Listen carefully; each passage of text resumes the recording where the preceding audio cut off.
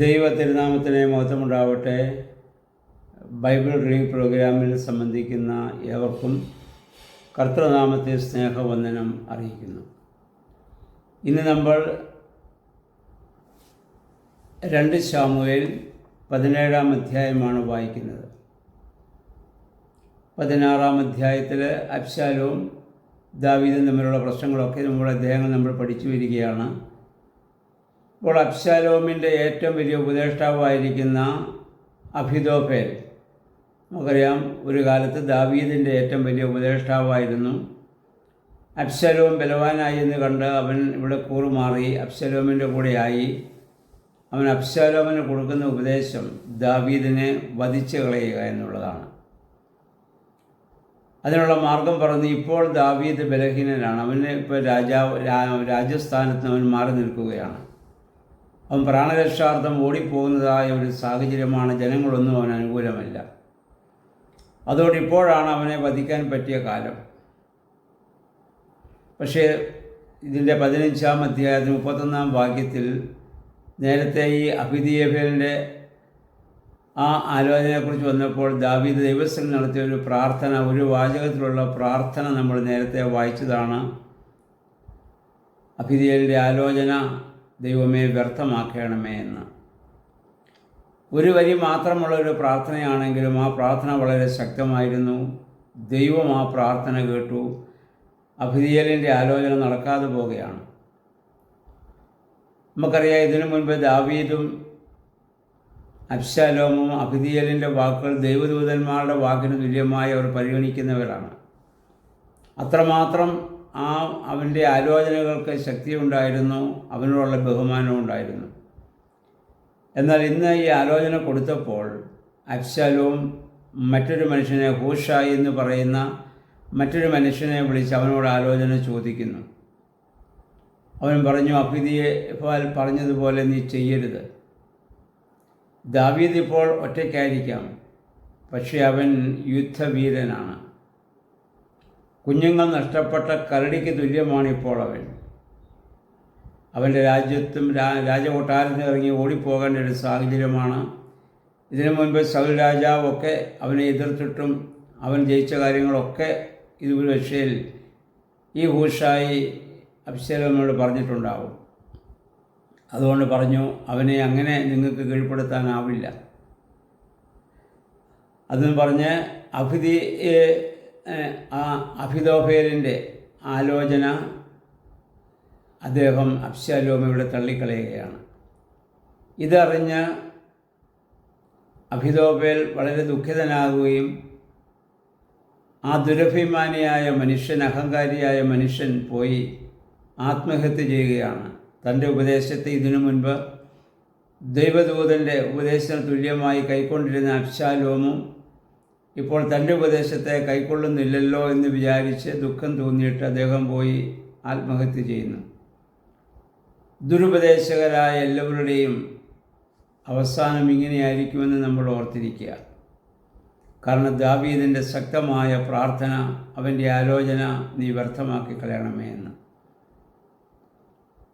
പ്രിയമുള്ളവരെ, ഒരു ദൈവ പൈതലിനെ അഥവാ ഒരു വിശ്വാസിയെ ദൈവം എങ്ങനെ പരിപാലിക്കുന്നു, സംരക്ഷിക്കുന്നുവെന്ന് ദാവീദിൻ്റെ ജീവിത അനുഭവം നമുക്ക് കാട്ടിത്തരികയാണ്. ഈ ഹൂഷായി എന്ന് പറയുന്ന ആൾ ദാവീദിനെ സ്നേഹിക്കുന്നവനാണ്.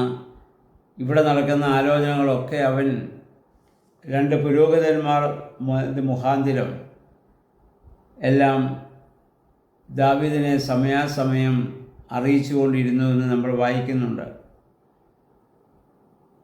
ഒരു സ്ത്രീ മുഖാന്തരമാണ് അവിടെ പറഞ്ഞു കൂട്ടിയ കാര്യങ്ങളൊക്കെ ഈ പുരോഹിതന്മാർ ദാവീദിനെ അറിയിച്ചുകൊണ്ടിരുന്ന അബ്ശാലോമിൻ്റെ നീക്കങ്ങളൊക്കെയും. ദാവീദിന് അബ്ശാലോമിനോട് യാതൊരു വിരോധവുമില്ല. അവൻ തൻ്റെ മകനാണ്. ഇപ്പോഴും തൻ്റെ ഉള്ളിൽ അവനെ ആത്മാർത്ഥമായി സ്നേഹിക്കുന്നുണ്ട്. പക്ഷെ അബ്ശാലോം ആ സ്നേഹം മനസ്സിലാക്കുന്നില്ല. തൻ്റെ ശത്രുവായിരിക്കുന്ന ആയിട്ട് തന്നെ ദാവീദിനെ കാണുകയും ദാവീദ് നീക്കപ്പെട്ടെങ്കിൽ മാത്രമേ തനിക്ക് രാജസ്ഥാനത്ത് ഉറച്ചു നിൽക്കാൻ സാധിക്കുകയുള്ളൂ എന്ന് വിശ്വസിക്കുകയും ചെയ്യുന്നവനാണ്. അതുകൊണ്ടാണ് ഇങ്ങനെയുള്ള ഉപദേശങ്ങൾ കേൾക്കാൻ തന്നെ അദ്ദേഹം ചെവി കൊടുക്കുന്നത്.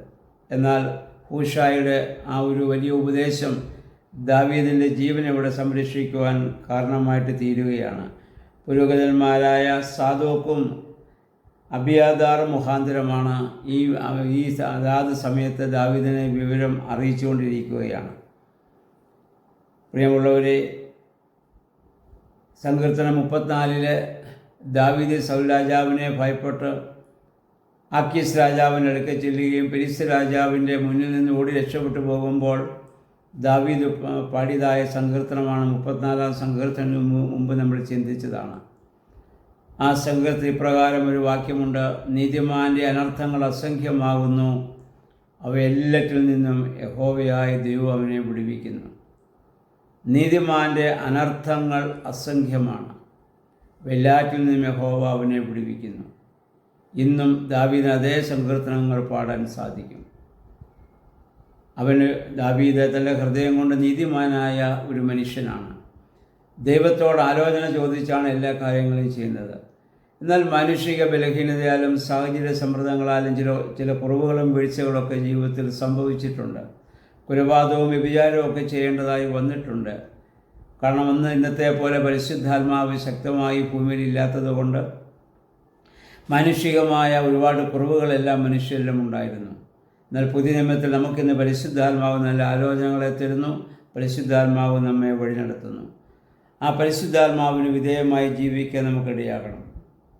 നമുക്കറിയാം, ഈ അഹിതോഫേൽ എത്രയോ വർഷം ദാവീദിൻ്റെ കൂടെ ഉപദേഷ്ടാവായി നിന്ന് ദാവീദിനെ കൊണ്ട് ജീവിച്ചവനാണ്.